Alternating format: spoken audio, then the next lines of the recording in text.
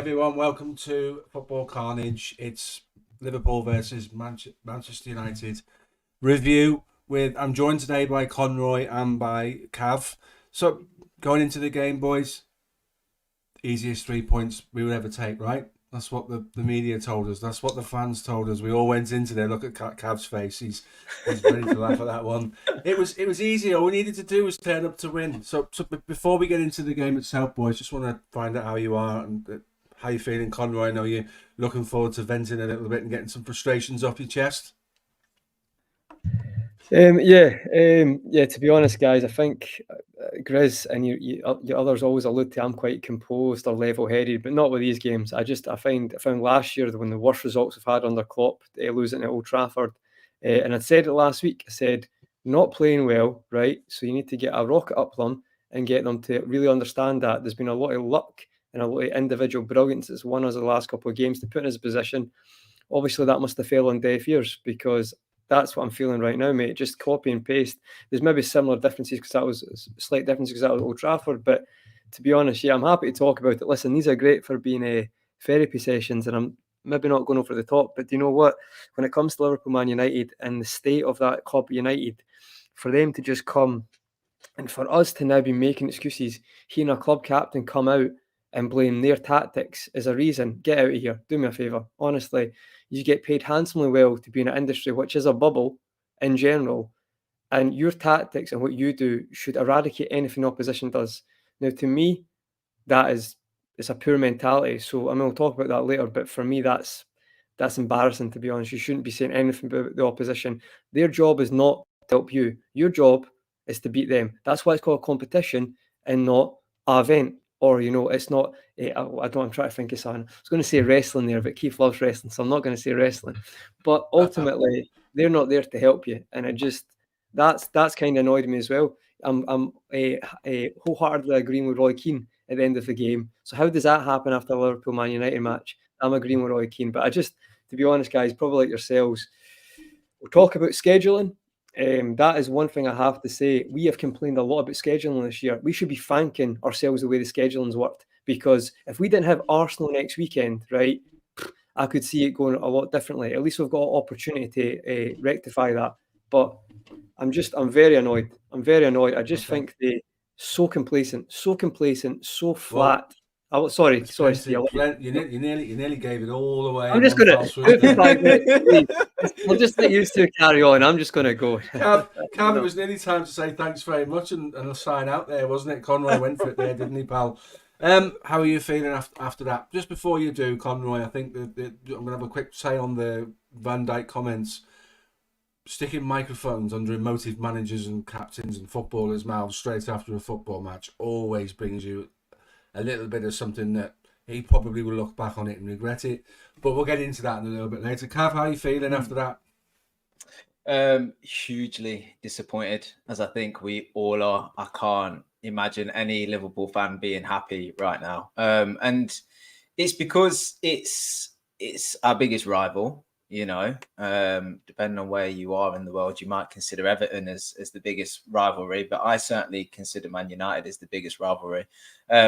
Growing up for me, when I first was able to start watching football and follow Liverpool properly, it was during a period where we didn't have a lot to shout about, and I used to hate the head-to-heads with United because they were always, at the time, better than us. They had the better players, they had the better team, they were picking up trophies, and they often got a result over us, and so I hated that period. I was in school and college during that period, and a lot of people, I had to suffer United fans sort of beating Liverpool fans down, myself included. So we find ourselves now and the past few seasons being in the other way around. We're the better team, we're the ones picking up trophies, and I love that we've been able to have some brilliant high score lines and results against United. And I felt like going into this game, there was a lot of optimism, a lot of excitement about the damage that we could cause on United. And I think Klopp said it in his press conference. He was a bit wary of that because there was almost an expectation that came with this fixture that we would just turn up and roll them over, and it would be a question of how many we would put past them, not if we would. And And I think Klopp said for United, from their perspective, for all of their bad performances and the way their season's going, this is a fixture where they can right a lot of wrongs if they turn up here and get a result. And so I was certainly wary of that. But certainly in terms of what I was expecting was a win, all hands down, you know. And I know we've not put in performances of late, but what we have been doing is winning, you know, leaving it late, you know, leaving it to chance, leaving it to luck, you know, leaving it to a lot of things, but we've been getting across the line and picking up 3 points. I didn't know how today's game would go, but I certainly thought that we would walk away with 3 points today. So the fact that we've walked away with 1 is hugely disappointing when you put into context where the two sides are, and everything that was going into this game. You can't not be disappointed, and I'm struggling. I always try and look at things from a different perspective from the other side and think, what positives can you take out of today? And I think you're really going to struggle. We'll try our best, but I think we're really going to struggle at looking at positives today. No, I totally agree. I mean, Conroy, I'll come back to you. So the early fixtures finish. Aston Villa come from behind to win. They go above us. Arsenal go above us because they win also. Saturday, we see Manchester City drop points in the dying embers of a game against Crystal Palace, a game which they were lucky to get a draw from because, let's be right, their keeper shouldn't have even been on the pitch after bringing the Palace lad down he went through. What were your thoughts going into the game, Conroy? So our chief rivals drop points. Arsenal have kept the pressure on. Villa have kept the pressure on. Where were you in terms of psychology-wise? Where were you? What were you thinking? Just don't be complacent like last year. Just get the job done. Just like actually take advantage of the opportunity. Don't have to come out at the end of the game and have this reaction. Just get it done. But like literally 70% of the teams have beat Man United this season by either showing they're not gonna come to Anfield and open up, are they? They're gonna sit a low block or whatever you want. Of course that was gonna happen. Arsenal managed to get the job done. Man City managed to get a job done 3-0 at Old Trafford. Do you think they played against them and opened up? No. So just like be better, to be perfectly honest. And just like actually, I just felt it was so flat and complacent. I just felt everything from the start, 5 minutes in, it just felt this not should be the way. For me, all I heard all week is like, you know, more fans in the stadium, that's going to make it win. A bit like Cav's going to be expecting to say, that never works in football. Like, I've never seen that work. I've never say when it's the kind of ride up to that week, this is what's going to happen. Football doesn't work like that. You can't be expectancy. You have to earn the result. And I just think we didn't do enough today. I mean, we'll talk about instances, but ultimately, there's lots of shots, but how many chances were really created through our play? I mean, a few instances, but I'd expect that when you've got players on great money and top elite footballers. I would expect that. It's like sometimes we talk about our football teams like we're Sunday league football here. This is like the top echelons of football, and we just accept or have lenience toward mediocrity, which still annoys me very much, to be honest. And we're going to talk about a few things, but yeah, to be honest, Steve tweeted it last week. I said, don't ever repeat it last year. Take advantage, be ruthless, be composed, be focused. Have your eyes on the prize, what you need to do, and I just don't think we did. So ultimately, what I said last week, that's what happened. So kind of summed up. This was the fear, but I don't even know if I envisaged them playing that badly today. No, and we'll get into all the things that went wrong and all the things that you've just alluded to, because I'm sure Cav and I have got some thoughts to share with you on that, to join in on the point. Cav, City drop points. If I remember saying to somebody in work yesterday, if everything goes our way, we win all of our games, the next time City play, they could be as much as 12 points behind us because of this World Club Championship, and we dropped the ball at the first occasion. Did you see this as a huge opportunity to steal a march on them? Did you see this as an opportunity for Liverpool to make a statement, to get inside Pep's head, to push on and say to them, because we've done it. Remember, we chased them down from 14 points, and at one stage we actually went in front of them, and then obviously the last game of the season we don't win the title.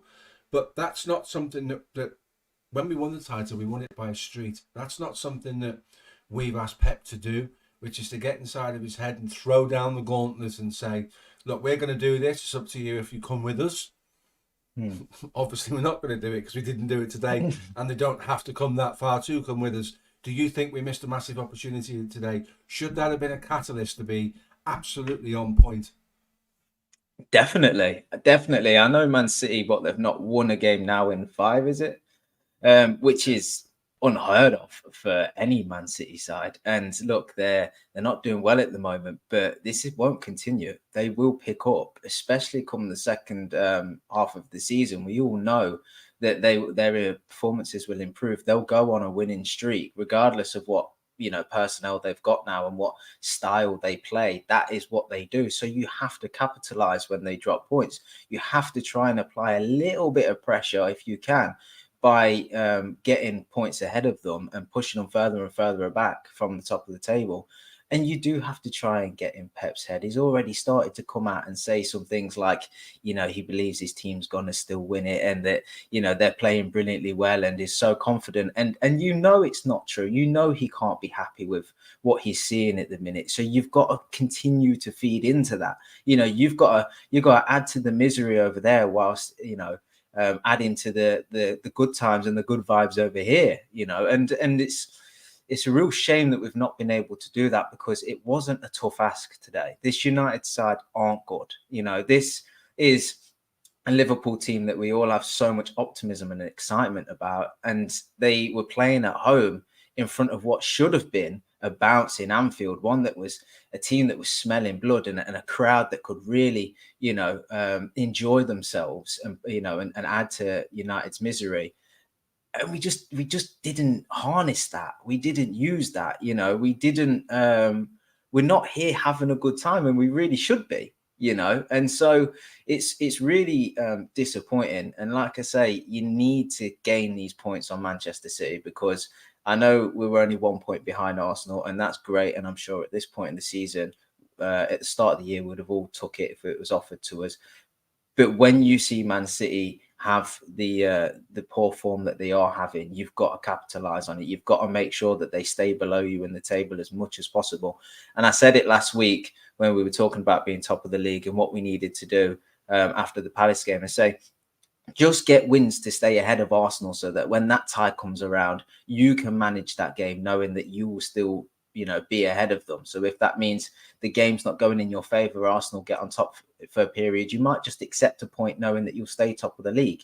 Now we find ourselves in a position where, look, we're not going to be out of the title race if we don't get a result against Arsenal, but we certainly don't want to let them be top of the league after getting 3 points at Anfield next week and being 4 points ahead, because suddenly then it looks like there's a gap to make up. So you certainly have to capitalize when other teams are dropping points, especially when it's Manchester City. And I think it's frustrating how the Liverpool teams of the past have been almost perfect and still lost out to Man City. And we've cried out for other teams to be in the race with us, other teams to be beating Man City, other teams to be in a title charge, because we felt like that would benefit us, because it just wasn't working out the way, and it was a 2-horse race. And now we have that, and we're not capitalizing on it. And that's what's frustrating. And I don't want to get too far ahead, because I still think we'll be in the title race. I still think it will be there come the end of the season. But if we don't win it, and Manchester City don't win it, we as Liverpool fans will be incredibly frustrated, because this is what we've asked for a long time, a season like this. And at the minute, performances haven't been good, and today should have been today there should have been a performance as well as a result, in my opinion.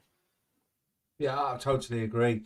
Before we get into the game itself, guys, you can see a banner that runs along the bottom of the page at the moment. This is our sponsor, yourfutcard.com. Log on to there, have a look at what those guys have got. You can have your own pictures made up. Usually when our normal host, Grizz, is here, he's got one of himself made up in the background. And he's got some of the Liverpool players as well. They are really good, really, really high quality merchandise. Great for Christmas. Head on down to yourfutcard.com. As you can see on there now, Conroy's very kindly put the page up there. Great reviews from the people that have used them.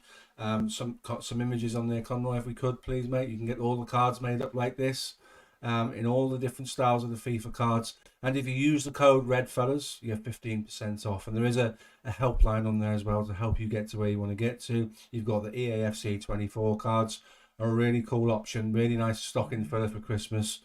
Get yourselves down there and get some Liverpool merchandise. It doesn't have to be Liverpool merchandise. You can do your kids like they have as well. So thanks again, yourfutcard.com, for your support. Get down there, guys, and get some stuff in for Christmas. Conroy, coming back to you. Team news comes out. Endo keeps his place at the base of our midfield despite being taken off half-time in the last fixture because that game, I felt, moved too quickly for him. And we stuck with the midfield axis of Endo sitting behind Gravenberch on the left and Szoboszlai on the right. Did you envisage any changes? Could you have seen that coming? Did you think Endo would keep his position? I probably did, to be honest, because I just felt that when we have tried the alternative, like we're going to speak about later today, if you even have a Trent there, or at other times if they've kind of put Jones there, I just felt like the Jones one probably wasn't the right move. Elliott's probably deserving of a start, but I've got to be honest, guys, I feel like it's going to sound really mad, but right now I think the best thing to do with Elliott is to bring him on, because he seems to be, when it's a direct incentive, do really well. When he starts games, at the moment, he's still a very young player. I feel like he does tend to not have as good an impact. I do not know why. I think that will change in the future. So I understand the logic not to do that. So I get the Endo one, especially because it was at Anfield as well. I think the Palace game, especially the way it was, it's going to sound weird, I didn't see Man U having the same effect on him. I felt like he could probably get through this game because it is at Anfield, the crowd was there, we would have a lot of the ball. I felt that would be fine, not amazing, but enough to get through. The only change, to be honest, I envisaged, and I actually meant to say this during the week to everyone on the chat, is I was saying it last week, I think Gakpo should have started as false nine. I felt like there's been too many times where it's been either wasteful for Nunez or the link-up's not been good enough. You've seen Gakpo plays a false nine very well. I think people forget Evan's your man. He brings out all the stats with Gakpo. But Gakpo was very good as a false nine, and he's a clever footballer. I feel like every time I see Gakpo now, it's never actually in that position where I think he's played the best for Liverpool. It's either covering in a midfield role, playing as a 10, or, in a part wide with a 4-4-2. But for me, I think that's his best position. So that was the one I was a little bit disappointed with. But I think realistically, Nunez was going to start. There'll be more conversations on that, because I think this is probably the camel that broke up the back? What is it called again? Straw that breaks the camel's back. I don't think the camel's back, yeah. Yeah, I don't think we're there yet, but I do think there was this kind of assumption recently because he's been starting lots of games, but I think his performances as of late have put that question back into place, that I think we maybe need someone who's more intelligent with link up to start, and I think that would be Gakpo. So that was my only disappointment with the starting lineup, was that I think Gravenberch has been very good, and we'll talk about him. I don't actually think Gravenberch's done anything bad today, to be honest. I think he actually does a lot of good things when he plays, so I understand him starting. So overall, that was my only real concern. The other one you can maybe think about was Gomez, but I think Tsimikas has done quite well at left back, and Trent was always going to start at right back. So that was my thoughts on that, Steve. Yeah, I hear what you're saying. I'm going to come to you, Cav, on the front three, because it is a conversation piece at the moment, and it's certainly going to be a conversation piece here a little bit later on into the show. So try not to go too deep into the Darwin Nunez situation, but Gakpo has played left centre midfield, right centre midfield, left wing, right wing, as he turned up on today at one stage. He's played in the false nine position. Cav, do you think Gakpo is potentially a victim of his own versatility? Yes, I think he most certainly is. But I also think that the reason he's not starting games is because he's not really done enough to force his way in just yet, And that's not to say that the people that are playing ahead of him are, but it's the bar's pretty low in terms of performances at the minute for forward players. I don't think any of them are playing particularly well, and in moments they're doing well, and in moments they're getting goals, but no one's really putting together good 90-minute performances. I was just about to say back-to-back 90-minute performances. I don't think any of the forward line are giving us a full quality 90-minute performance. And I heard some stats earlier, and unfortunately I didn't write them down. And if any of the chat I've got them, by all means throw them in the chat. But there's some pretty alarming statistics there when it comes to the sort of goal scoring records of the forward line at the minute. They're just not doing the business. And ultimately, your job as a forward for Liverpool Football Club is to create and score goals, and they're simply not doing that at the minute. We're quite reliant on set pieces. We're quite reliant on Trent. With the midfield have contributed recently, but the forwards just ain't doing it in the minute. There doesn't seem to be much fluidity there. There doesn't seem to be much chemistry. No one's really, forcing their way into the side, and it's really just a case of rotating for fitness at the minute. And Gakpo is somebody that can play out on the left. we're seeing him now when he's coming in, he's playing out on the right, and we seem to be switching to a 4-4-2, and Salah goes up alongside Nunez and plays a bit more central, and that's great that he is versatile. It's great we're able to switch the tactics up, the formation and the style, but ultimately it doesn't benefit Gakpo because he's playing in areas that aren't particularly natural to him. He's just the best option there for us, you know. So there's a lot of things that go into it. I just think the forwards at the minute just simply have to be better.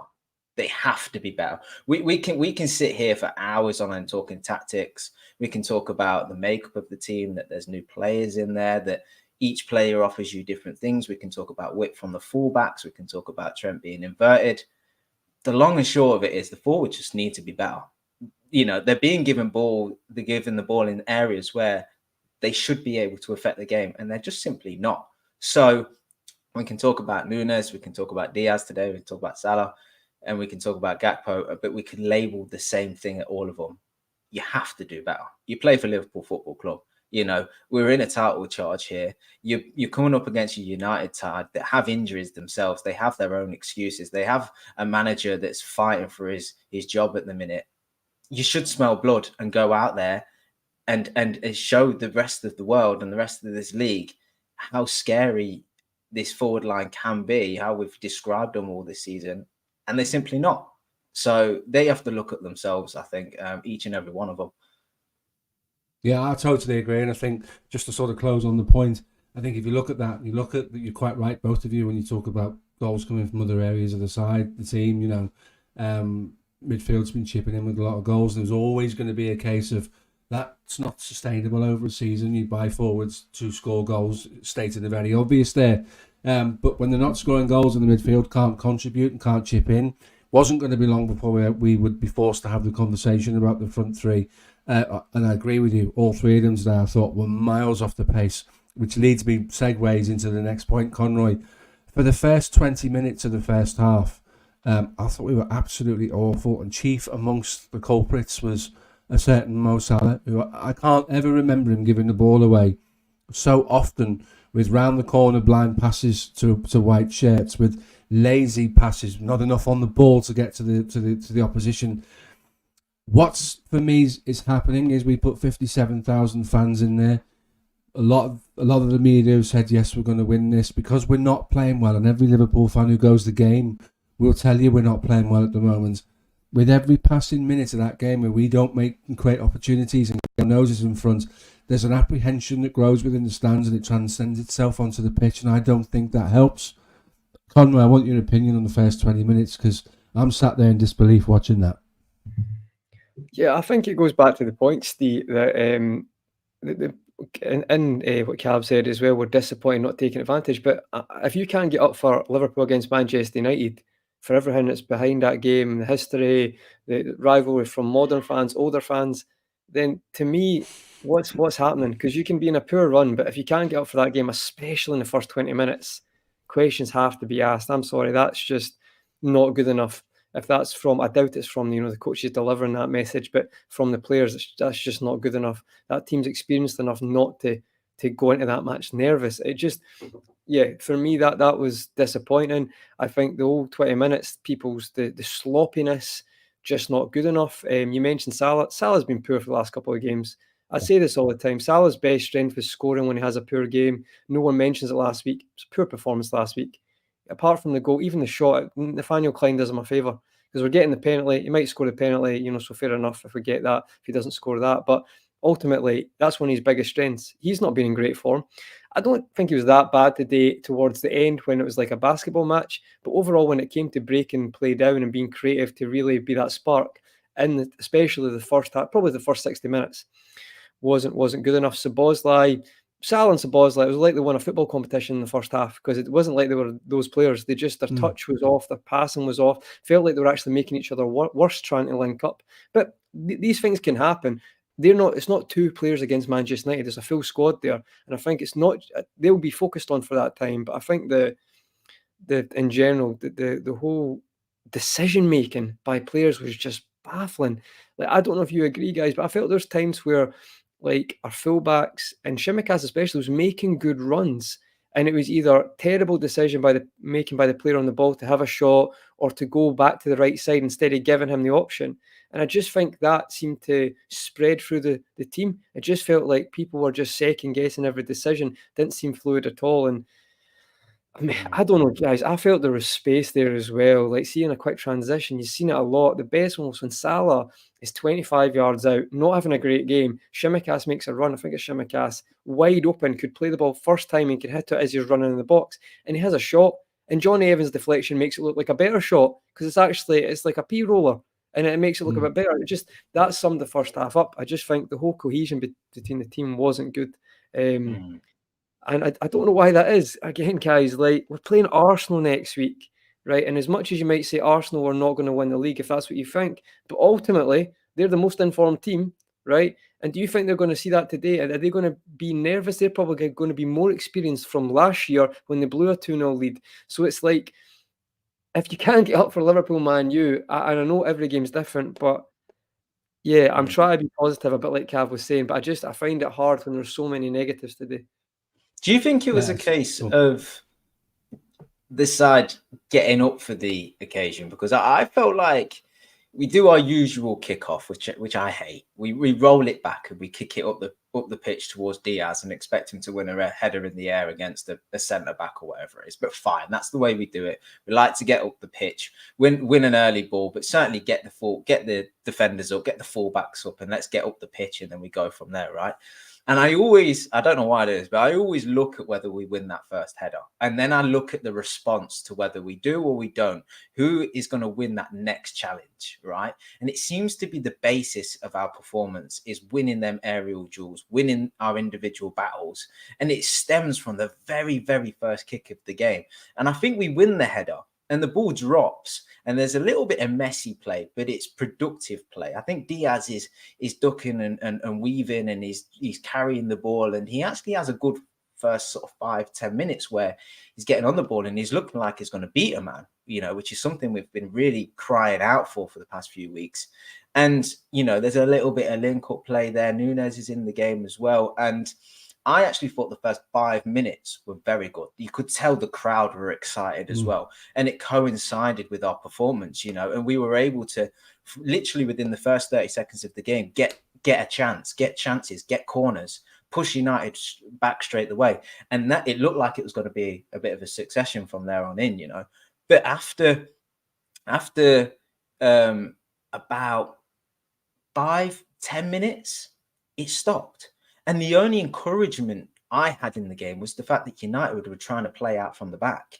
Onana would roll the ball out to the centre back, and you could see both Salah and Nunez poised to press. And you thought, okay, they're playing right into our hands here. They're going to try and play out from the back. If they manage to knit a few passes together, great. But they've still got to get back past Khanage and Virgil, who are playing well at the minute. And they weren't able to. We were forcing them into errors. They were kicking the ball off the pitch. That's going to get the crowd excited. We can all cheer at that. That's going to encourage the players. This momentum's building. We can really, continue to build here in the game. It's not going to be a performance where we struggle to get out first and second gear. Actually, we're in third, fourth gear already. Let's continue with this. We're getting chances. We're getting corners. They're trying to play out from the back. They're playing straight into our hands. It's going to take one mistake from them or one loose touch or someone to get caught out on the ball from their point of view. And we're in here. And then they started to connect passes. And then Onana, for a period of time, between 10 and sort of 20 minutes, was actually passing the ball out to his fullback and connecting the passes and bypassing the press. And I think once that started happening, and it didn't continue because Onana just started kicking it out to the crowd for the rest of the game. But they had a period where it was working. And the commentary from Gary Neville and Jamie was like, this is ridiculous. What they're doing, it's crazy. But almost like commentators' curse, as they said it started to work. And I thought, we've got to, if we're going to go with this tactic, we've got to go all the way. We've got to fully press. We've got to fully, challenge. You've got to be strong. You've got to be quick, in engagement with the ball and the man. And it dropped slightly. And the minute it dropped, and the minute they were able to play one or two passes, nothing more than that, nothing great, nothing spectacular, nothing that particularly hurt us or was a danger to our goal. They didn't get anywhere close to that. But then 1 or 2 passes out from the back gave them encouragement. And it really affected us, I felt, and it affected the crowd. And it seemed to just slow and slow and slow from there. And the tempo just went. We asked for a performance that went from second, third, fourth gear. I felt like we went from fourth gear, third gear, second gear. And as the half went on, it just got to second gear and plateaued. And nothing happened after that. And then you start to see centre backs taking an extra touch on the ball, not picking their head up, not really seeing a pass because no one's making any movements, no one's offering for the ball. It's being recycled from left to right, from fullback back to centre back, into midfield, back to centre back. And then what the crowd's doing is getting angry at players like Endo, who's playing it safe. Players are getting angry at Szoboszlai that's giving the ball away. But it wouldn't look so bad, him giving the ball away, if the team was playing well and we were creating other things. It's that we're so reliant on Szoboszlai making that pass, connecting that pass, because nothing else is happening. So it becomes a bit systemic, this, and it all, adds to our just frustrations. And I felt like something, I don't want to jump to half time. Sorry, Steve, I'm jumping the gun a little bit, but you could tell after half an hour, 40 minutes, I suddenly start watching the clock. And I don't like it when I start watching the clock with this Liverpool side, because it shows me that I'm worried whether we're going to score a goal. And then I'm starting to think about substitution and changes. I'm looking at the subs and I'm thinking, what can we do here to change it? And none of us want to be in that position. We're playing United. They're not in good form. We should be able to just roll these over. And suddenly now we're watching the clock and looking at subs. Mate, I felt like that 30 minutes, mate. I felt like that 30 minutes, mate. I was like, get Gakpo on, or, but not put him on the position they put him on. So that was probably, but I get what you're saying. I felt like that very early in this game. I just, you know what? I know not to jump the gun, Steve, but again, we talk about, you mentioned Szoboszlai, right? Szoboszlai is a £60 million signing, right, to help bring additional creativity to this team so it doesn't rely on Trent to be the playmaker all the time. What did we do last week? What did we do the week before? When we're in a rough time, give the ball to Trent and he will do something, right? So that's why I think Szoboszlai is getting a lot of criticism now.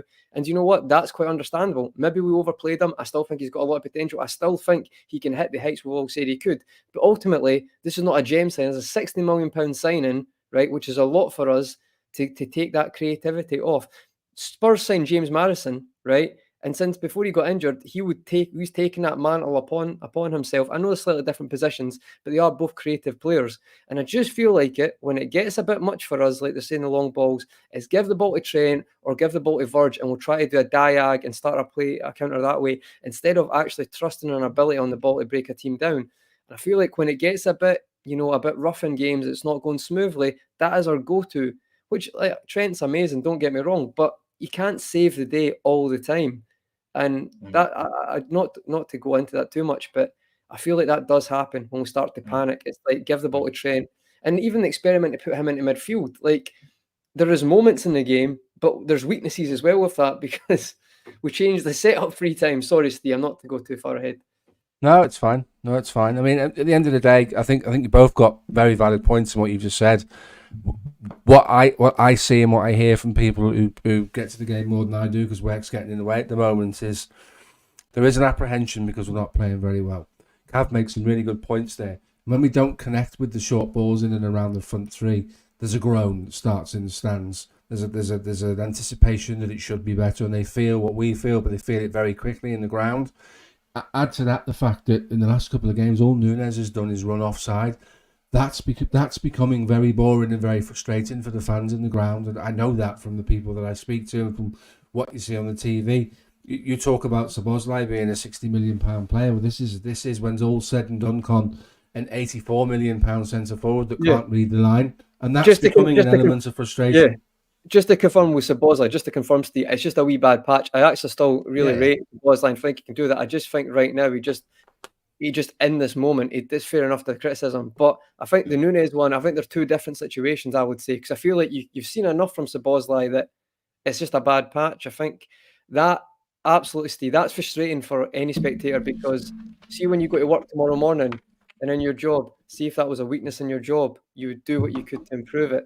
So if you're seeing no improvement for simple offsides to look across the line, again, I say it all the time, we're so lenient and with mediocrity in football, it's especially at the top end, it's unbelievable. We just accept it when really we should be more, the standard should be higher in my opinion. That shouldn't happen at the top level of the game, especially if you're looking across the line.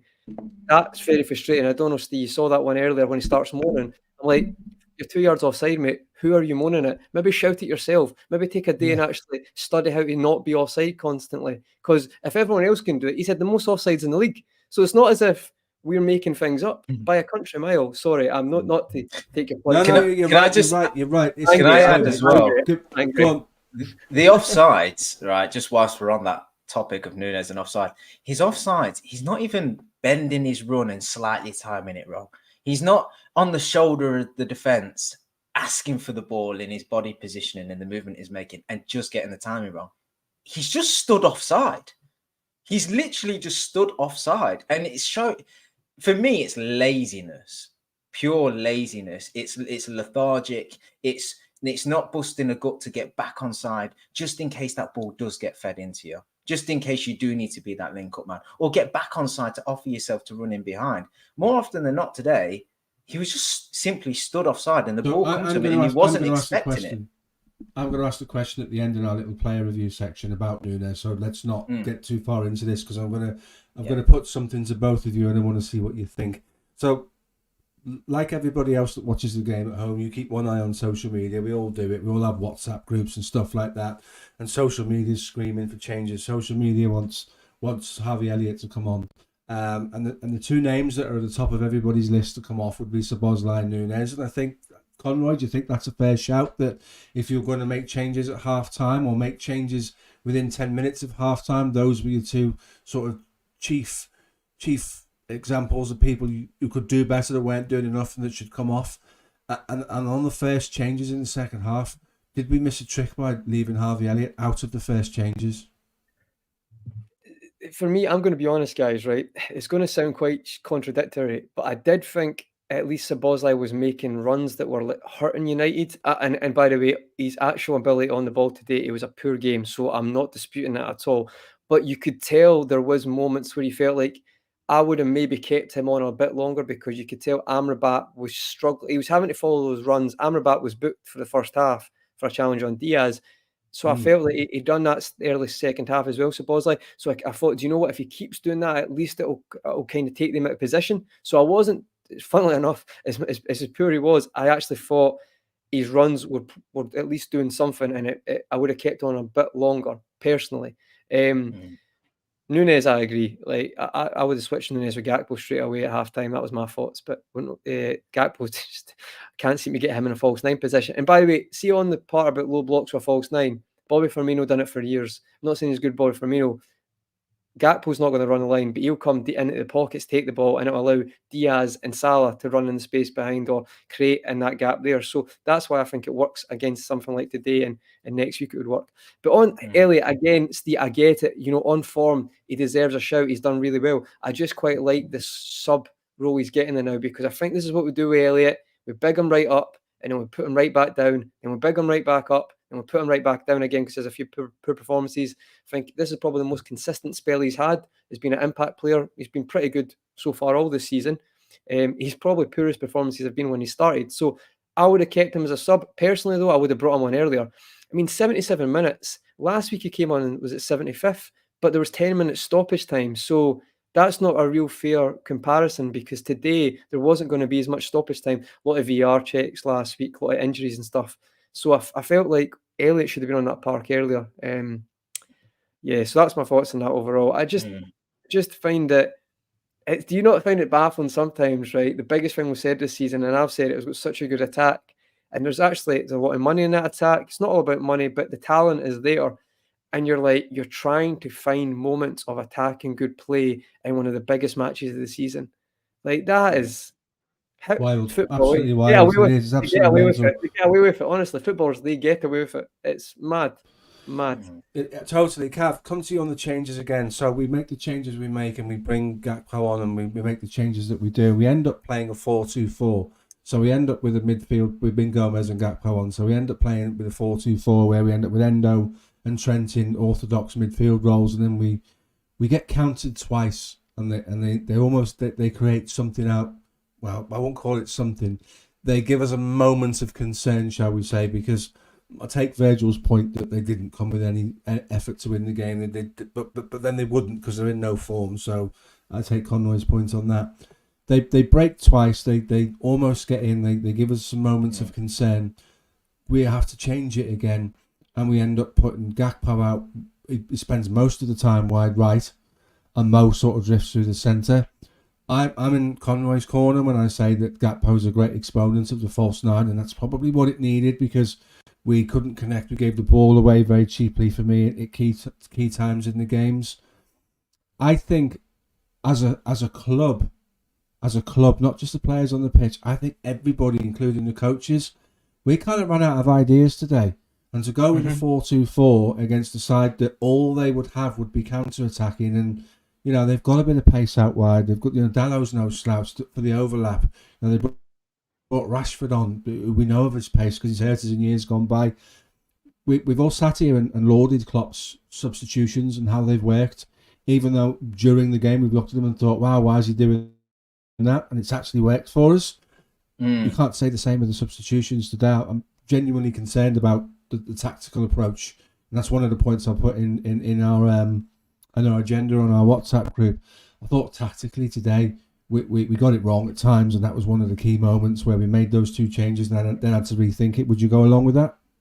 Absolutely, 100%. I thought as bad as Szoboszlai was, you said last week when I highlighted the point that I don't think he's been playing well. I might have been the week before where you're saying he's doing a lot of stuff off the ball that we probably should appreciate. And I was trying to remember that when I was watching his performance, because a lot of what he wasn't doing right was on the ball, and he still does a lot of running. He still does a lot of work in that midfield. He was still offering himself with the ball. It's just that when he was getting it, not that he was making the wrong options, he just wasn't connecting the passes, and he just wasn't able to, when he was breaking, the lines and he was making that sort of inside run, the pass was often poor to him, overplayed. The amount of times we tried to play that pass that's become a pattern of ours, and it just ran out of play. It was too much put on it. He was offering the run. And I think that's what you said earlier, Conroy, is I was just thinking at the time in which he got took off, I was like, I don't think he can be as bad, because we always know he's going to work hard. He's going to be that engine in midfield on the ball.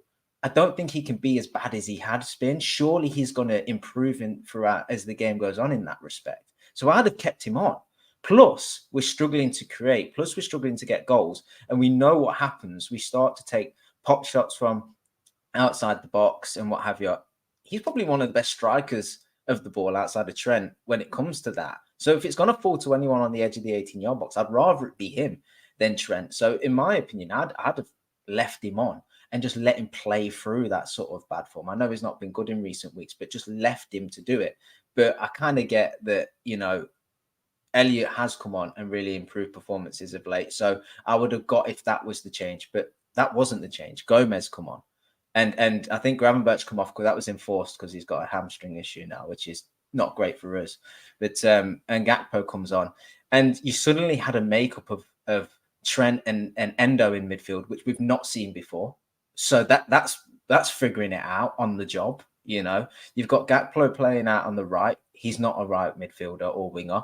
So although he can do a job there, that's not his position.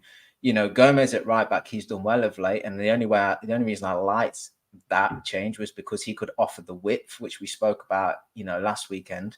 But you had a makeup of a side that was almost no. You've got Salah in behind Nunez, not seen that too often. You've got Gakpo on the right, not seen that too often. You've got Trent in an almost double pivot with Endo. You've never seen that. And you're trying to go get a goal to win the game, but the entire lineup is new. This nothing with this personnel in this system has been worked on before. I guarantee that Endo and Trent have never played a midfielder in training and worked on where each other's got occupied position. So it's all done off the cuff. And that's not good. That's not good enough for us. I know Gravenberch was enforced, but we've got to be better in how we approach these tactics and what we're trying to do, you know. And I didn't think he got it right today. And the other side of things is I'm not sure when Diaz comes off or when the next changes were. And apologies if I'm jumping ahead, but we're bringing off players where you're like, these are the danger men, though. And I fall into this trap of going, I don't want to see Diaz come off. I don't want to see Salah come off and stuff as he has done in recent weeks. But it's like, because they're the guys. They're the guys, and the quality that we're bringing on. And I'm maybe falling into the trap of looking at the names and not the performances. But I'm like, we're bringing off the quality players for people that aren't as good. But that's just where we find ourselves because they're not performing at the minute. So I think we were chopping and changing a lot in that game. And then just to finish on the point, you could see it wasn't working because United were able to sort of get the ball out to Anthony, who was able to find a pass in field. And then suddenly you've seen acres of space for them to run into. And you could see their attack build in. And I was getting worried at the amount of space they were able to run into. And it almost seemed like there were one or two passes away from really getting in on goal and getting a shot at Ali. And it never came. And it only didn't come because of their lack of quality. And I'm telling you now, if Arsenal find themselves in them same positions next week, they will kill us. They will kill us given that amount of space and options because they have players that will make the same runs, but they'll be picked out. You know, you give Odegaard chances in the middle of the field with that amount of space with Martinelli and Saka running down either way. They'll hurt you. That's not even a hard pass though, Cav, as well. There was space. I think Anthony tried it outside of the boot left foot pass, and like a Crystal Palace, Elise is playing that. You don't have to be the top. Elise is a very good player, but it wasn't as if it was like, you know, that is it Kobe Maino's pass to get Garnacho in. I actually thought that was a very good pass, to be honest. I think you need to give credit where it's due there, and that's actually great defending by Trent. So that was a chance. And you know what? That's the easy slot if Garnacho can connect with that. And you're saying that, Cav, this is a poor team. And Højlund still had a one-on-one with the keeper, probably the best chance of the game, or up there with our chance with Diaz. So this is a poor Man United team, and it managed to cut us open like that. That's probably quite concerning as well. I don't think our defence was poor, by the way. I think that's more the midfield getting stretched through the tactics. But can I just add to what we're saying as well? We probably have seen it, right? But look at it this way. You have a formation, you make changes to put Trent there, then 50 minutes later, you make more changes to put your midfield back to, you know, like to put two other midfielders in because the original change wasn't working. It does happen in football, but I think it sums up our tactics and our whole way we approach the game today in general. I just think a lot of decision making from coaching staff to players was incorrect. We got it wrong. Sorry, Steve, on you go. No. Really good point, well made. And I totally agree. And I think if you look at that in the context of what you two guys have just said, and very well articulated by both of you, so thanks for that. It's kind of two wasted substitutions. The first substitution is a complete waste of time because, as Conroy quite eloquently says there, you kind of then got to undo the damage 10 minutes later, and you're looking at it and you're thinking that's so wasteful in terms of first of all, you're handing a little bit of initiative to Manchester United, then you've got to bring on other players, and then you've got to go and win back the momentum within the game. So I think it's fair to say, for the first time this season, I think we can sit here justifiably saying, I think the boss got it wrong in terms of how we went to do that. Very brave to go 4-2-4 against Manchester United. I know we had 69% possession, 34 alleged shots a goal. I think you can count on one hand. You've got the Van Dijk header that was tipped over the crossbar. You've got the Diaz chance, and you've got very, very little in terms of chances. I think we tested the goalkeeper 3 times in the whole game, and he made an absolute meal out of the Van Dijk header. He could have caught that because it was right at him, and he did a backward somersault saving it. So, in that regard, really not great. What I want to do, because we're 50 minutes in now, boys, what I want to do is we do have to have a conversation about 2 players' performances today in particular. And we'll start with Mo Salah, and I'll come to you first, Cav. I mean, Conroy says it before, he's not played very well in games. Listen, he will go down as one of Liverpool's greatest players ever because of the numbers. But there'll always be a little bit of me that says those numbers could have been even better, because there's things he does in games where you think, Oh, for goodness sake, like he comes inside and spams a ball into the shin pads of a guy that's stood in the way of the goal, yet he still thinks to try that.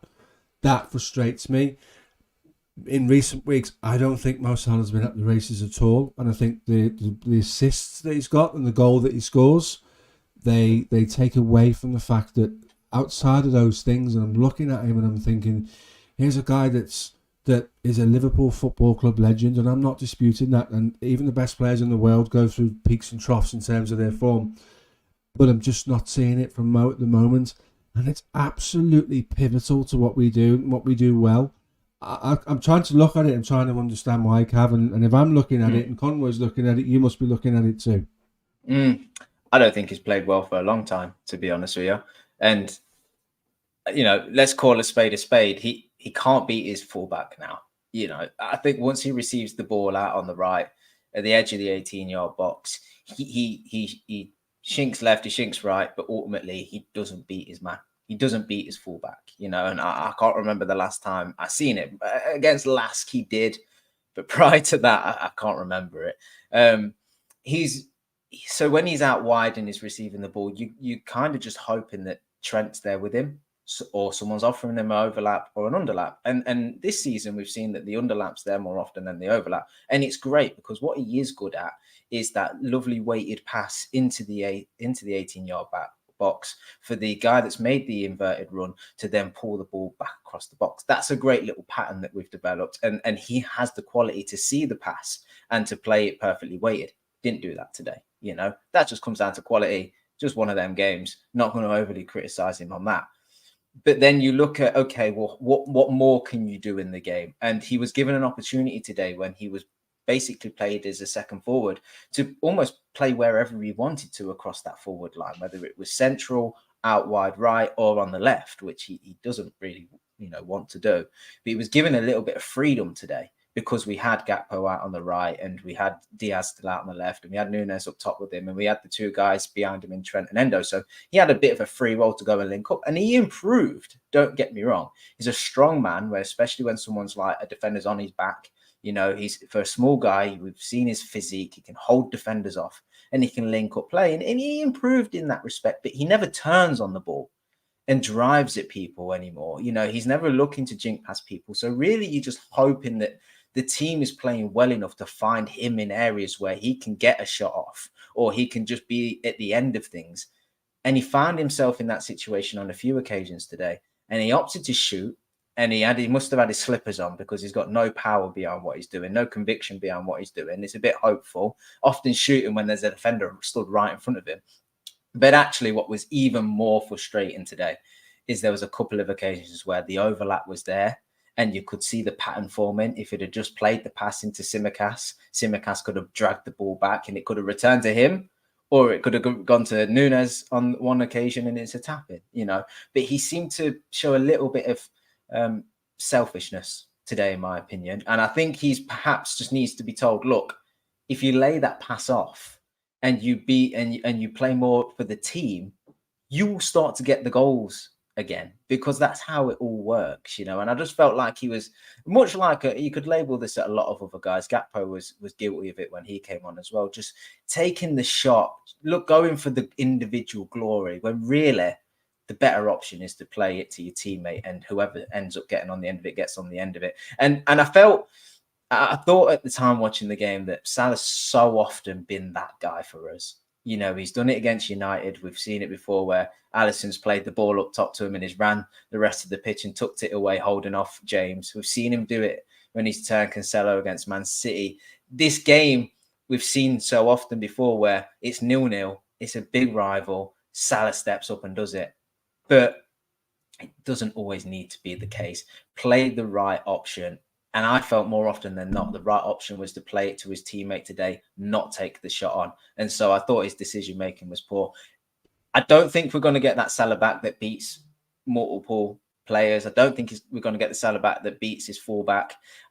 But he is wonderfully gifted and he has a knack of getting in on the end of goals. So I think as Liverpool fans, if we want to keep Salah and we want to keep him in the side, we're going to have to accept when Liverpool don't play well, Salah's probably not going to play well. And when Liverpool do, he'll be the man on the end of the goals.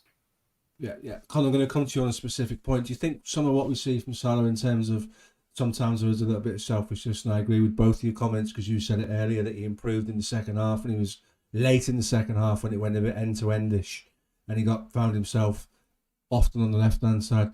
Do you think some of what we see with Salah is born out of frustration because it isn't working throughout the rest of the game? Yeah, possibly. I would say this though about Salah is I think Grizz mentioned it a lot as well a couple of weeks ago that he definitely does offer a creative kind of. He's not always been a great playmaker. I don't even know if he is a full playmaker, but he's kind of ability to slide through balls and create chances. So he's a chance creator for Nunez. Definitely he's improved with that. Like you look at the Newcastle assist, he's definitely got that in his locker. So I think he can't beat a man, but he still showed this season that in not 90 minutes a game, like I say this all the time, I think Salah has spells in games. Like you watch him do something and be like, how can that be the same player who's just done that 5 minutes later? But it's football, isn't it? But he has got that and he's improved that. So I think obviously his pace has dropped, but he has got that ability as well. So I think when Nunez's form's been pretty poor as well, that's not helped that link up not being there. It's kind of nullified that kind of what's the word? Outlook? No, outcome. What's the word when you like you play something through that option we have. I think he was poor till about that time, but I would. Football's funny, right? Because this is how it works at small margins. So if Trent scores that shot that hits the side net, or I think the one at the edge of the box that might have been Salah as well, or Nunez's chances that God knows what Nunez was doing, the one that fell to Diaz. You could say that's came from a Salah through ball. So this is the thing. It's funny how narratives change. Oh, that's football, small margins, isn't it? Because no one would say he had a poor game then, but that's just what happens. I think for me, it's definitely between that ability to create is definitely improved. Not a world beater at that, in my opinion, but he's still very good at that. And again, the other option is either be that position kind of wide right and create in there, or be closer to the box and get chances created for him, as Cav said.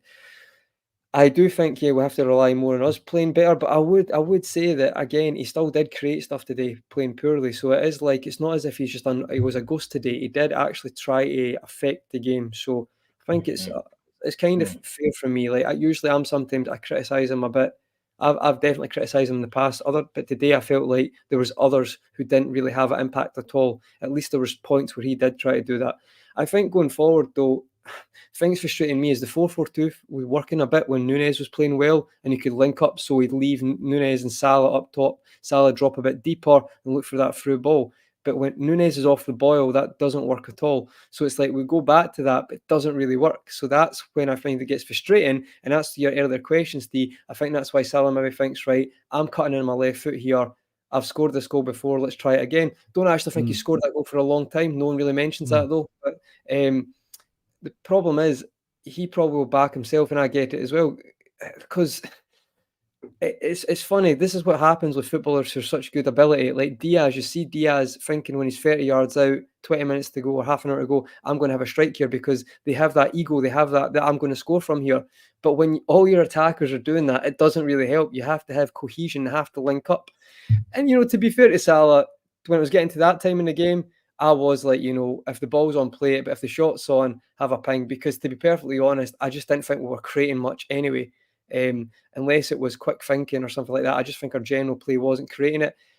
I don't think it's mad selfishness. I just think it's frustration. And I feel like when you're playing a certain way, it's very easy, as you say, Cav, to say, I'll play you in. But then when it did get play into Curtis Jones, he takes 5 touches and loses the chance as usual. And then you've seen it go to Joe Gomez, it doesn't fire the trigger. And then you see it with other players. So it's like, I do agree he should have passed it at times, but there's also moments where it's like that player you're passing to has not got the cojones to fire the trigger. That's also frustrating as well. So both. But I get what you're saying. You've seen it before. You've seen it for the past 5 years. He maybe just feels like he play the easiest option as he feels like he can score from there. So he has a ping. Like, it is what it is. But guys, to be perfectly honest, today I just think in general our play wasn't that good that you just felt that it would take something like that to win the game. A Salah against Chelsea. The one thing I would say is our closest chance was the Diaz one, which kind of scrambled there, and the Trent shot that gave Onana the eyes. it would have taken something like that. That's what I feel like the last 20 minutes. Yeah, a bit like you because on the Trent one, Salah finds Endo in a really good position, and he shifts it to Trent, and then and that's the pre-assist would have been the key points within that. So I think there's an elephant in the room we can't avoid, boys. It's 10 games now without a goal. We do have to talk about Darwin Nunez, because there's an awful lot of frustration out there in the footballing world from Liverpool fans at the moment. Earlier this week, Robbie Fowler made the point on social media that it's now 18 months since he's been in the squad, and we're kind of waiting for him to bang, waiting for him to explode, waiting for him to turn that corner and become all the things that we think he can be. And it isn't happening. And as a football club like Liverpool can't wait forever. This realisation of his potential. Last 2 games for me have just been a procession of offsides. I want to put a suggestion out there and open it up to you two guys to tell me what you think about Nunez, to tell me where you think we go with Nunez, what the future looks like with or without him. I think Nunez should be shifted back into the left-sided position to offer a threat to Luis Diaz, because at the moment it's Luis Diaz or nobody on that left-hand side, and Darwin made a name for himself in European football on that left side for Benfica, so we know he can do it. He terrorised us off the left in the Champions League game at home, but for a couple of offside decisions and some quite close ones as well, he might have turned that tie by himself. That's how good he was on the night. And then I would go with Gakpo and Jota as your options down the middle. And maybe roll the dice again in the summer and bring somebody else in, or even sooner, because that is now becoming an issue, our output in terms of goals. So I'm not convinced you can turn Darwin Nunez into the number 9 that everybody wants him to be. I think you have to have a certain amount of natural ability to do that. You cannot teach somebody to be prolific. You've either got that eye for goal or you haven't. You can teach people to time their runs differently and find themselves in positions to score goals. And every now and then it'll work, as it did away at Newcastle. Brilliant goals. We all spoke glowingly about that. But then the next week he gets put in the same position and doesn't hit the target. And that just adds to the frustration that we're all feeling at the moment. Now, he's got lots of raw attributes. I'll go back to the point I made earlier. Put him on the left-hand side. Offer him up against Diaz's competition. Because at the moment, Diaz doesn't have to do much to start games of football, and I think both of them would respond to a bit of a challenge between the two of them. And I think Gakpo's super intelligent, and I think Jota is a goal scorer who will get you goals. If Jota plays today, we win that game. I'm convinced of that. He'd have taken one of the chances that we decided not to, as it were. So in terms of Nunez, I'm not convinced we can turn him into what we think we can turn him into, and successful managers are stubborn, if nothing else. My concern is that we keep going to this situation to try to prove the rest of the footballing world wrong, that Darwin Nunez is more Erling Haaland than he is Andy Carroll, if that makes sense, in terms of goal output. And I don't think we're going to get there.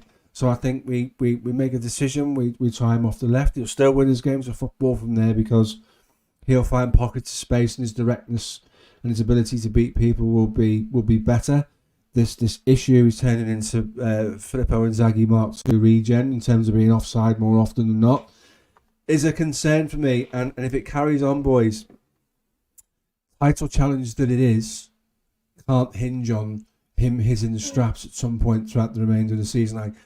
I can't sit and watch these games thinking, when are you going to turn into that world-class number 9? Robbie Fowler's point is exactly right, and he got absolutely slaughtered for it. So that's my suggestion. Throw him on the left-hand side, challenge Diaz, and we look along the centre lines at Gakpo and Jota. Thoughts on that, boys? Because Darwin Nunez is a massive topic of conversation on social media right now. I think let's put all of it into context. Okay, let's say things that people don't want to hear, but I think needs to be said. It is a new Liverpool side, new midfield, changing our approach and our build-up in attack, and he's having to still adjust to that. I know he's been here 18 months. It's been a little bit stop-start. We didn't play well last season. Gakpo did play well towards the end of last season and seemed to have found his feet. He also hasn't started this season particularly well. There's been a lot of change, and there's been a lot of good, You know, we've seen moments from individuals this season, and we find ourselves top of the table. And I think that's clouded a lot of people's judgments, or made people's judgments really difficult to assess what this Liverpool squad is, you know, and how we're trying to play and what our style is going to be moving forward, or who it's going to be cemented in this team moving forward. And we look at these players with raw ability, Nunez being one of them, in his height, his pace, you know, his ability to get on the end of things in the box, 50-50, whether he finishes it. We've talked about his clinicalness, but he seemed to be a chance magnet, you know, for a long period. Most of the time he spent at Liverpool. And we labelled him, rightly or wrongly, as sort of the creator of chaos. And that was great whilst we weren't good. And that was great this season whilst we weren't creating things, because we loved the fact that there was a forward up top that was chasing down the opposition, that was pressing, that was turning to the crowd and trying to lift them up, because we're like, okay, that's going to get the team going. What has been the concern for me is that the goal scoring can't be excusable. At the end of the day, you are a Liverpool forward. You need to make sure you're scoring. How many games is it now? I worry that it might 10. be up to 10. Yeah. It's 10. Simply not good enough, okay? And don't get me wrong, we've seen Uruguayan forwards have have tough starts to their starts at new clubs and hit the post more often and come good. So there's every chance that might still happen. But the concern for me in the past few performances has been that fire hasn't really been there, or it's been misplaced. Today, the only time I saw Darwin Nunez was when he was offside. In my opinion, he was lazily just not getting back on side, or he was putting what is a ridiculous challenge on Johnny Evans.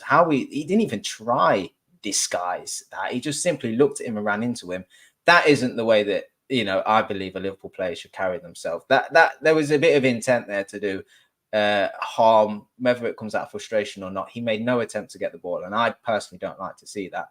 And then he moaned at the linesman for flagging it and him getting a yellow card. And I'm like, I don't like this attitude, Darwin. I could accept that when you were the guy that was creating this energy and creating this fire inside of Anfield and getting the crowd on side. And I could excuse your misses because that came as part of the package. But when you're not playing well, I don't want to see the theatrics. I don't want to see you running into players. I don't want to see you whinging at the ref for what blatantly is a foul and a yellow card. I don't want to see the slight dive he made in the game, unless you're going to bring everything else. And the concern for me at the minute is he was missing today. He didn't bring that energy. And if you're not going to be a clinical striker, if you're not going to be a link man, the last thing you can be is somebody that affects the game in terms of just energy and chaos, if you like, if you want to label it that for want of a better word. And at the minute, he's not bringing any of it. And the only reason he is still in this team is because Jota's not available and Gakpo isn't playing too well at the minute to force him out. And that, I think that's where we find ourselves. I think there is a player there. I think that he will, at some point in his career, I think he's 24 now, isn't he? I think at some point in his career, he will have a season where he scores no end of goals. I just don't know what level that is. And I don't know if it will be at Liverpool now. And as time goes on, I'm getting less and less convinced by it. And like I say, I do think he will have a period in his career, whether it's 2 seasons, 3 seasons, where you'll look at Darwin and go, wow, he's a player. You won't want to play against him. He's getting in on goals. He's scoring every single week. But my worry is that won't happen at Liverpool. My worry is that he'll have to move back somewhere in Europe, and it will be at a lesser level than the Premier League to be able to achieve that. And it's sad to see, because I think we all bought into the idea of the project with Darwin. But like you say, Steve, 18 months is a long time, especially when you're at a top club, to find your feet and make sure you work these things out. And at the minute, there doesn't seem to be a whole lot of progression. So I'm not writing him off just yet, by no means. Like I said with Salah, I think Darwin will start to get the goals. I think he'll improve as the side improves, as the side becomes more settled, and as the season goes on. But whether he will be given that time is my concern. I think if he matches the performances he's had up to this point for the remainder of the season, there could be question marks in the summer, possibly. Yeah. Just to add to that as well, I think I think he will we'll kind of revisit this at the end of the season in the sense of he did have a good spell and he's had a poorer spell now. It's the way it works. I think the idea about trying him off the left for a bit is interesting, Steve. I do think he needs either that or drop for it because it might not happen. But Gakpo, I get what you're saying, Cav. But again, Gakpo seems to play in every different position. Doesn't actually get a chance. When he had a good run at false nine, he was creative. It's like you're saying Gakpo today, but he's not playing as a false nine. Like I don't actually think Gakpo has had near as many chances to play in one position and actually get grounded. The time he did, he had his best spell at Liverpool. So I think that is a bit on Klopp, not on Klopp. But I think what he's doing is just put Nunez up front and get him the confidence. And to be fair, it did work because he had a good spell. Scored a lot of kind of striker goals, led in the box, scores against Newcastle, so it did work. But it's funny, football, isn't it? Like Newcastle on top of the world rescuing us against 10 men, and 10 games later, it's like, well, we're thinking about the comments. We're all saying, should we sell him in the summer? It's an option. That's football, isn't it? It's reactive and it's fast, and that's the way it works. But at the same time, it's not a 16-year-old kid. Again, I mention this, we seem to just in football have more acceptance for mediocrity than any other thing in the world. It's like, this guy has been brought in for how much to do this? Like, this is Liverpool. You might say at Benfica, but when he played against Liverpool, we're playing a high line. So there's space in behind. So I'm not expecting him to be clinical. He's never going to be clinical. He's never going to be prolific. We've all agreed that. You can argue to the daylight it's never going to be the case. He's never going to be prolific, right? It's very apt that it's Robbie Fowler, who was a great finisher and a prolific goal scorer, who actually used his head in front of goal, right? And he, for me, is a very valid source to say that because that's what he was. Now, this comment, and it does my head in when someone says he's instinctive. By the way, you're absolutely correct, but that's not an excuse. That's actually quite poor. If someone's only good when it's instinctive, that means they're a decent striker, not a great striker, because the best strikers, when they have time to think, slow it down and score. So that's maybe true, but that should be improving. But if you maybe say the finishing doesn't improve, fair enough. The link up and your movement is the basics of football. You're getting paid handsomely every week. You're training at the best team, right? You should know how to run an offside line. You mentioned Inzaghi, Steve, but Inzaghi was playing on the shoulder purposely, so it was a 50-50, because if it came off, he was in. So you can That's a bit of devilment, mate. That's a bit of devilment. No, I know, Steve, I get that. It was very good. But what I mean is like that, there's certain, as Cav said, there's certain people who are trying that. Like, so that's the game they play. Kyogo at Celtic's probably another example. That's the way they play. They play on the very last defender because if it comes off, good chance you're scoring. He's not doing that. Let's be honest. We're talking, you said it earlier, Cav, we're talking about basics here. And that, for me, as a fan, is frustrating because, again, I have a thing with mediocrity today, but when you're there, the basics should never happen. It's like a foul throw. It's like a foul throw. Should you be having a foul throw in football? No, you can find a week's wages if you have a foul throw. Because if I go to my work, right, and I make a mistake, right, and we lose, and that happens, do you think I would get punished? But again, in football, we just blinkers. We don't talk about it. Like, there's certain things that should never happen, and that for a striker, 18 months in, I'm sorry, it's not good enough. We started off rocket anyway by getting a free match ban because he couldn't handle Anderson actually defending against him. So we headbutted him, or he punched him or whatever, I can't remember. So that was a great start. Showed they had good emotion to contain that. Improved that. We've had a good spell, but we seem we're falling in another bad spell with him. I will give him to the end of the season. I will judge him as a whole. But maybe you're right, Steve. Put him on the left for a bit because he can cause problems there. And if it is maybe against Arsenal, it means Diaz and Nunez are going to have to fight for a spot. And to be fair to him, they'll probably will give him more space. I just think his link up, it just seems to be going backwards. It's like even the ball that Salah gives him on a plate, chance to rescue the game, be the headline maker, the poor performance will get swept under the carpet because you're the guy. Ball was off his shin and lands to Diaz. Doesn't even mean to pass it to Diaz. Ball was off his shin and lands to him. And then when the ball gets saved and it's still in and he can get it, he just stops. Why are you stopping? Asking for a penalty. Why are you stopping? That is, see, if I wasn't there, obviously, but if you're in that stadium, right, I can imagine you are pulling your hair out if you see him not chasing that ball because he could have hit it back across, he could have passed it in for someone else, he could have even caught the defender first time with his left foot and scored. But he's standing, and it's like, Oh, that really, I don't know if the chat think that as well, but that really gets my. So let's cast our minds back to when Jurgen took over the club, and he created a system for the players that he's got. Okay, so we look at what we did, and we went heavy metal football, and we thought you can score 3 and we'll score 4 because defensively we're not brilliant, but we've got firepower. So you sometimes have to look at the players you've got, and you have to adapt and make something work for them. To go from an inverted winger, which is what he was for Benfica, let's be honest, he played off the left and he came inside and caused a lot of problems for people throughout Europe, to trying to change somebody to be a focal point of your attack, to be a genuine number 9 and understand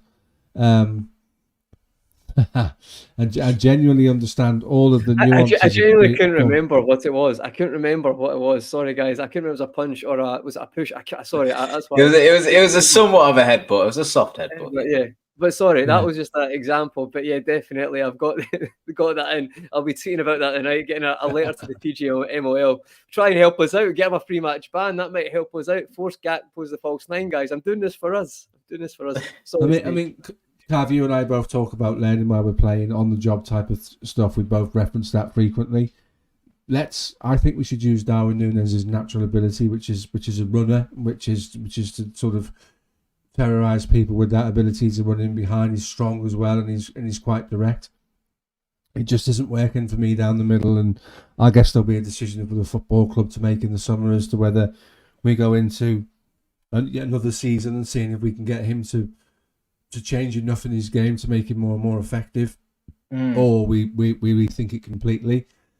It would be great if Diogo Jota didn't pick up injuries that rule him out for 3 months at a time, because he's probably our biggest goal threat in the football club in terms of taking up the right positions to score goals. His movement, when he stops and everyone else keeps moving, he finds himself in acres of space and scores goals. So I genuinely think that there's an issue with this Nunez situation that we need to look at. This isn't going to go away. With every game that he doesn't score goals, it's going to be an issue. And I think the Nunez stuff that comes off the stands is more to G him up and try and provoke a response out of him. And that's wearing a little bit thin at the moment, because... Well, it wasn't there today, unless I missed it. No, I didn't see it. No, because they're frustrated with him, and that's going to continue. And we talked about the game when all the midfielders scored, and we came back in and won a game. All the goals came from midfield, rather. It only has to happen 2 or 3 times where we don't get a result because the front line aren't firing, and there will always be a scapegoat. Right or wrong, there will always be a scapegoat. Mo Salah's not going to be a scapegoat because of who he is and what he contributes. And he had a bad game today. I'll take Conroy's point. There'll be better days for him. Down the left-hand side, we're not so fluid. We all had a long chat about this in the WhatsApp in midweek. We're not so fluid, and Diaz has played with 9 different players this season, so how can you form any kind of footballing relationships? So I have some sympathy for him, and there's a lot of people out there that share that sympathy. The situation with Darwin is the basics of being a line-leading number 9 is not getting those right, and that's the frustration. Can I just add as well, Cav? Sorry, this one. I wanted to ask both of you. That's why I was nipping in now on this topic. So, say just like a bit of fun, right? But say if you had to make a decision right now, okay, let's say end of the season. It's probably going to be January, but whatever. We'll say end of the season. Right now, person who's prolific in the league, he's suspended right now. But Ivan Toney, for example, right? Would you take an Ivan Toney over Nunez? Because the fact is, you've seen Ivan Toney score against low blocks. He doesn't need space all the time to be effective, and he's shown he can do it in this league, right? Just curiosity. That's a striker that would be available. Would you take him over Nunez? And again, it's not to be clickbait. I'm just looking at people who've been, like Ollie Watkins is another example, right? Both of them have improved a lot. Maybe they've had longer time, came up these leagues. However, right, no one expected them to get to that point. They've both proved they can do it in the Premier League. Ollie Watkins probably ended last season, this season, and to be fair, Toney was been outstanding. So would you take someone like that over a Nunez going forward? Just out of curiosity. Go on, I would, and Tony's been one that I think he was interviewed, wasn't he? And he come out and revealed that he'd like to play for Liverpool, and he was asked the question, well, would you rather play for Club A? I can't remember which it was now, or Liverpool, but you'd have to force you know, you'd be a bench option or whatever. And he was like, no, I'd force my way in and stuff. And I think he kind of put the feelers out there, or let it be known to Liverpool that he certainly would be interested if Liverpool were interested in going for him. And I think from that point onwards, I think that was probably a year or two ago, he's somewhat been linked on different occasions. And I think people have sort of sat up and took more focus on him and asked the question, could he be a striker that would lead the line for the very top clubs in the league and not just a very good side in Brentford? And in answer to that question, I think, yes, he could, because he always, you know, you rarely see a bad performance from him, whether, you know, he's a good goal scorer, good at, you know, set pieces. And he knows his way around the 18-yard box. His movement's very good. He's got a good leap on him. We've seen him, you know, outjump Virgil numerous occasions in that one particular game he played against Brentford. His link-up play is good. His touch is good. And his all-round game is very, very good. Will he be ever the best striker in the world at any given time? I don't think so. But I certainly think with the quality we have in the rest of the squad, he would be a better option for us. Yeah, I do think that, because I think that he would bring the with his link-up play, he would bring the other forwards into play a bit better. And I think with his finishing, he'd possibly get more goals at this point in time.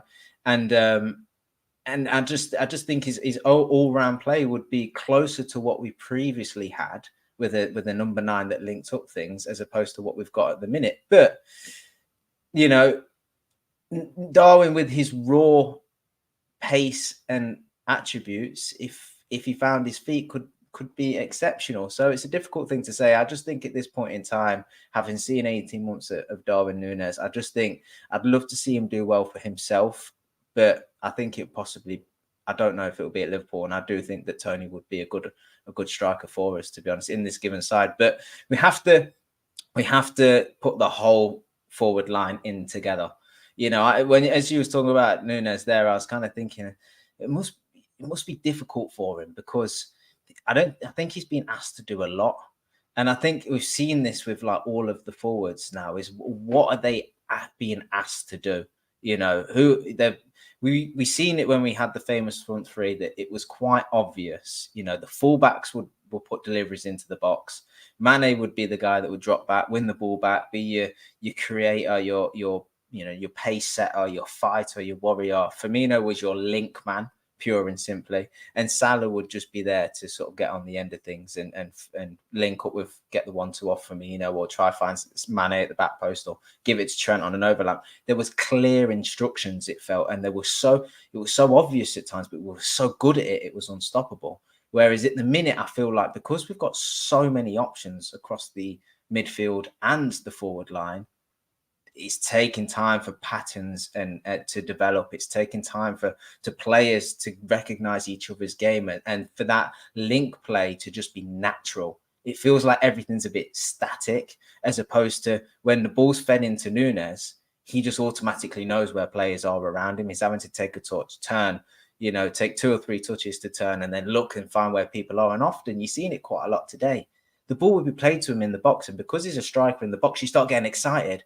But then he doesn't recognize where everyone else is around him to maybe play the pass, or recognize that there's no pass on. So just quickly, first touch out your feet and shot. You know, all that quick pace decision making, it's not there. And that comes with playing alongside your teammates consistently, that you start to recognize each other's game. So I think a lot to be said negatively about Nunez, but I think also we're probably asking him to do a lot. There's no clear instructions, and he's also got to learn what players he's got around him. And I would say the same goes for Diaz, to be honest with you. As Steve said, he's played with a lot of partnerships out on that left side. That's going to be difficult for him as well. So I think maybe I'd like to put this down to Liverpool, where they are in their development with this Liverpool 2.0, Klopp 2.0, and all these things are to come. I'd like to think that, being a sort of optimistic Liverpool fan. But it's very difficult in this question, when you're asking them questions, to remain patient with players that are mid-20s and really should be doing better as individuals. I love the way you talked yourself into changing it and then not changing it throughout that segment. That was really good. I'm not convinced in any opinion, because we're in the sort of development of this squad, and it's so difficult to assess players properly, because they've all got ability, and you see it in moments, but you don't see it consistently. So it's hard to know whether this is going to work or it's not. And that's where we find ourselves, and we're having to assess these performances. And you don't want to go so harsh and so critical, because you kind of get why they're not finding their feet. But at the same time, you're like, well, you just need to do better as well. So it's difficult. My opinion would be that we roll the dice and make the switch, because I think we're asking Darwin to do something that's beyond him in terms of being an authentic number 9 line leader and all the intricacies that comes with that. I just don't think he's got that in his game. You can be a great footballer without being a particularly intelligent footballer, and I don't mean that as an insult. Physical attributes is Darwin Nunez' biggest strength, not a footballing brain as such, and that's not me criticising him. He's playing at a level that the 3 people who are sat in here could only ever dream of, so clearly he's got something. But in terms of what we want to do right now, there's too much missing from his game, and it's evident today when we need to be putting chances away. We've got a guy that can't time his runs properly. We've got a guy that stopped and watched the ball run out of play, that went right across the goal in front of him because he's more intent on putting his hand up trying to win a penalty, because he's got himself into a frenetic state of mind, if you like.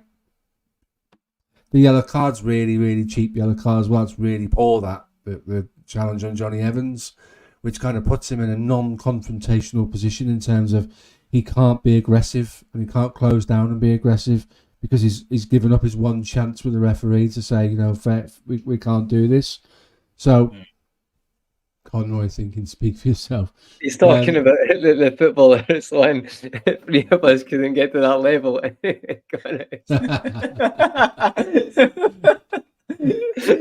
You know what? Yeah, absolutely spot on, Aaron. I'm sitting there. You've not seen my left foot, mate. No, I'm joking. But sometimes today, I feel like if I'm on 300, if I'm on 150 grand a week, I can read a line. That's all I'm saying. I can read the offside line. That's all I'm saying. But yeah, sorry, Steve. That was such a good comment. I had to bring it up when you go. Sorry. No, it's absolutely brilliant. So it was funny, mate. So I just think we're asking him to do something he couldn't. And I don't think that necessarily rolling the dice and bringing in an Ivan Toney, who would be my preference over Ollie Watkins, for all the things you said, Cav, about the intelligence, the link-up play. Ollie Watkins is sort of a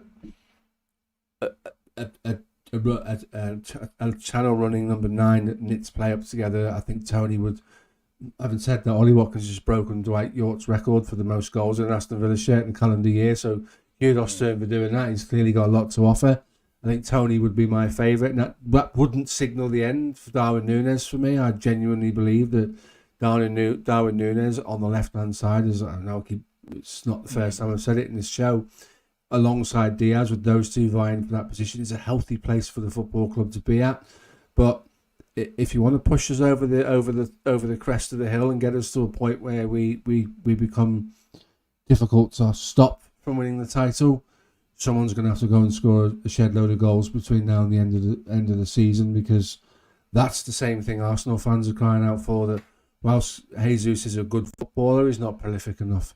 And they genuinely believe if they had something that was approaching Erling Haaland numbers, and I say approaching, then potentially that's the difference between almost doing it and getting over the line. And I don't think between now and the end of the season, Nunez is going to go and get you 10 goals in the league and 5 assists. Now, if he proves me wrong, we'll be league champions, but something's telling me he won't, because I just don't think he's got the all-round game to do what we're asking him to do. And the thing is, sorry, Cav, on you go. Sorry, mate. Yeah. I was just going to say, if you could just pull up the last comment, and it's something I haven't thought about, but I think it's almost bang on, really. When we think about coming up against a low block, which is what we have always struggled against, to be honest with you. And there was a point in time where the Liverpool side was so good and was beating everybody, and then struggled against the team that sat back. You come out and played against Liverpool, we would destroy you.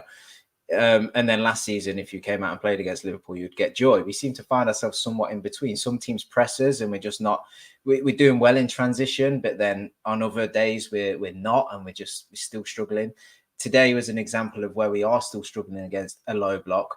But then this comment right here, and the reason I pulled it up is, we rarely run the channels. And that's what I look at with the forwards. I give them a certain amount of relief when I say that the midfield's not created a lot, or the fullbacks haven't put enough balls into the box, or there's not been enough chances for them. But as a forward, and I look at someone like Darwin, just run the channels, pull them defenders, out of position. Johnny Evans and Varane just want to sit. They do not want to go running with you. So make them think, sit between them, or sit between one of them and a fullback. Occupy areas, stay on the shoulder, make them aware that you're moving.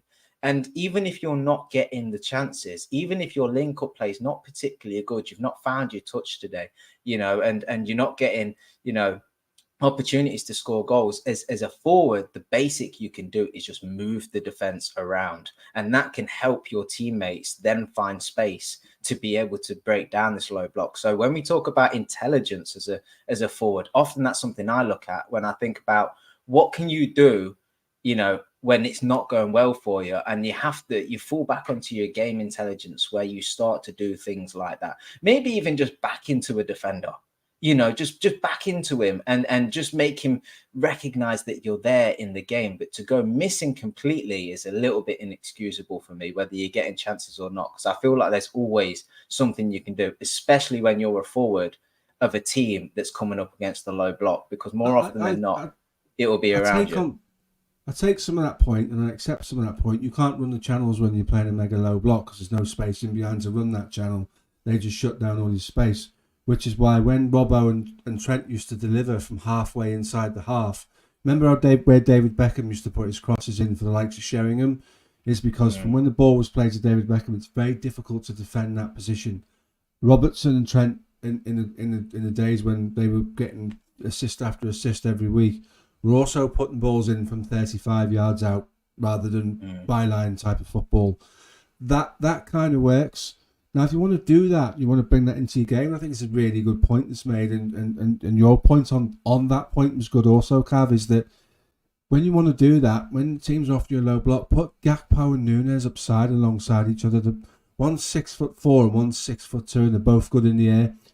Put Trent back out wide, because when you've got a low block and you're sitting in like in a 4-2-4 like we did today, his options are limited because you every single man in your front four is up against a close marker. So you can't roll his man, he can't turn his man. As soon as he picks up the ball, he can only go back where it came from because there's nowhere to go. There's no space in behind. It becomes difficult.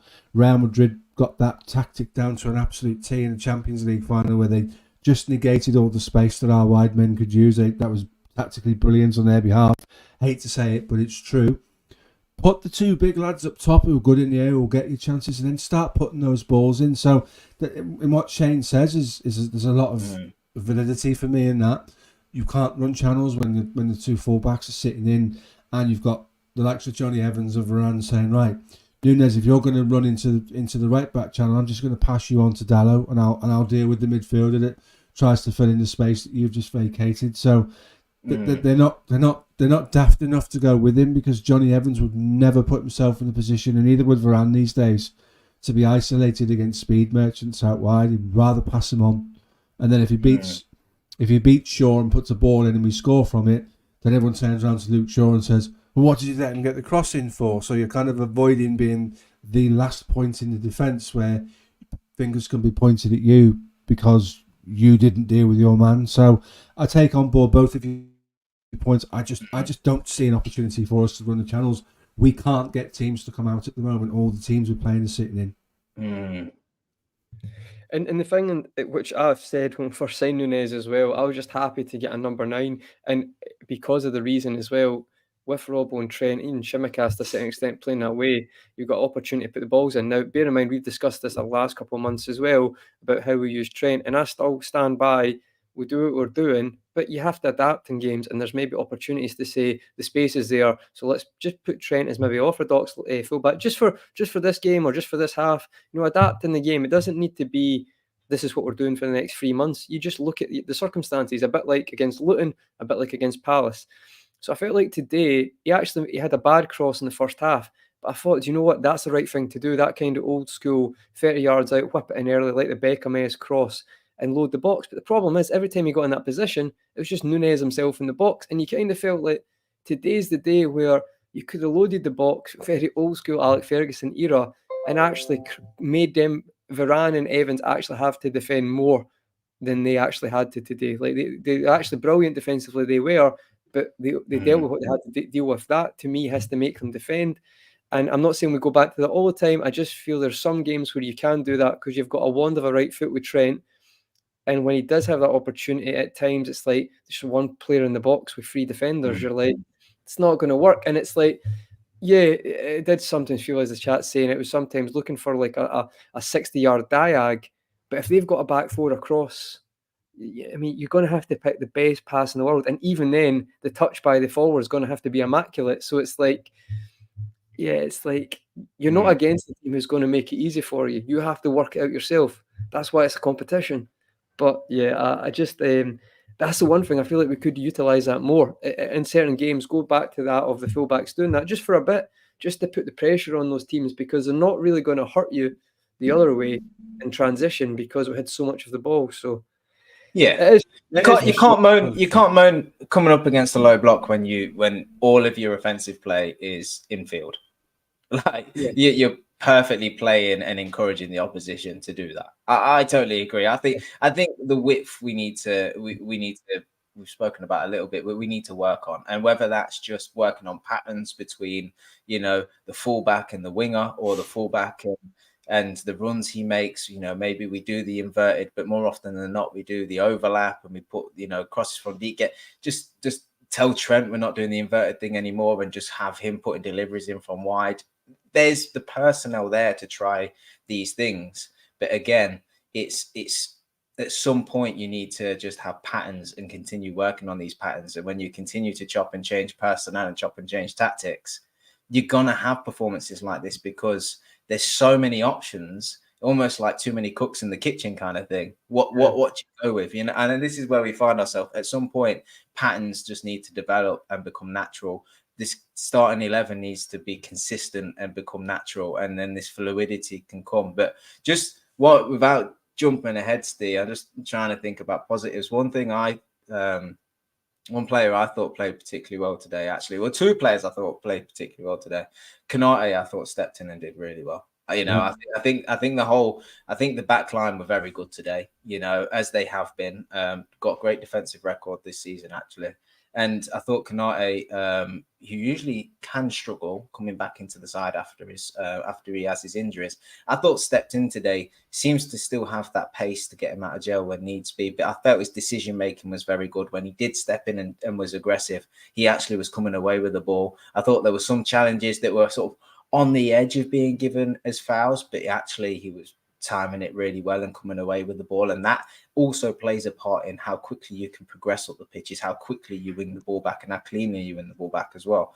And I felt like he was brilliant again today. And the other one was, I thought Tsimikas was good as well. I thought actually, defensively he was very strong. He was coming away with the ball. He offered the overlap. We just often didn't take it. And I thought them 2 players in particular, for everybody having a pretty below par performance, I thought those 2 were very good, in their display. So just trying to take positives out of the game, I thought just highlight those 2 as 2 people that stepped up, to be honest. 100%. And we've been an hour and 38 minutes, so we'll close with just a little bit of perspective and nice positive thoughts to finish with on there, Cav. But guys, we've got a game on Saturday against Arsenal, and if we win that, and we're well capable of winning that, we won't always be as profligate in front of goal as we were today.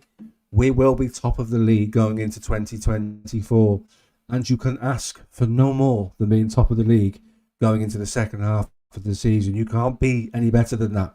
We are 15, 16 league games into changing the way we do everything in terms of new bodies, new ideas, new creativity, new players, new structure. Today's a frustrating day, and we have every right to sit here for the last 90 minutes or so and vent our spleens, because it was a tough watch today and it was horrible, and we should have put them to the sword. But we're not languishing in 14th place in the league. We're not Chelsea. We're not struggling to put 2 wins together. We are 1 win against one of our title rivals at the weekend away from being top of the league. That, you would have all taken that in a heartbeat if you'd been offered that at the start of the season. So, little bit of context. It's good to be pissed that today was poor, because that shows you we're heading in the right direction and that we wanted to beat them. But we've also got other opportunities to solidify our title challenge and carry on with what we're doing. And we are in a title challenge until mathematically we are not in a title challenge. And we are not playing well at the moment. And at some point, things will start to click and someone's going to get a proper pasting off us because we've got the bodies to do it. So let's get it out of our system. Get behind the lads for the Arsenal game. Come out of that hopefully with a positive result. Enjoy Christmas off the back of being top of the league table. And even if we're not, there's still a second half of the season to go and get to those dizzy heights. And we'll be there. We'll be right in the mix. So, yeah, today's been really rough. Today was frustrating. Today was difficult. Biggest rival and all of that stuff. And we didn't show up today. And you can't say we left it all out there because we didn't. But perspective-wise, we are 90 minutes and a good performance away from being top of the table going into the new year. So there it is. Thanks for joining us, all those of you that were in the chat and all those of you that are still with us. Do us all a favour. Hit that like button on your way out. Grizz isn't here. He's still travelling back from the game. It shows massive support to his channel. We'd very much appreciate it if you could all do that. So take care, everyone, and we'll see you next week. Red Fellas over and out.